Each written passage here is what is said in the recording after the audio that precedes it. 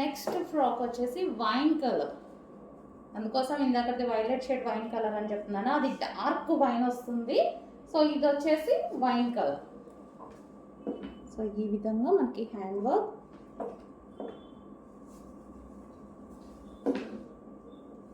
So చాలా బాగుంది అండి. ఫ్రాక్ హెవీగా ఉంది, సో చాలా బాగుంది. మనకి ఫ్రంట్ ఈ విధంగా మొత్తం మగ్గం వర్క్ స్టైల్లో ఈ విధంగా హ్యాండ్ వర్క్ అనేది వచ్చేసింది.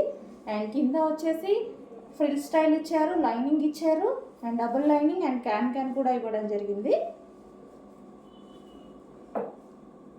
So back side crushed georgette and front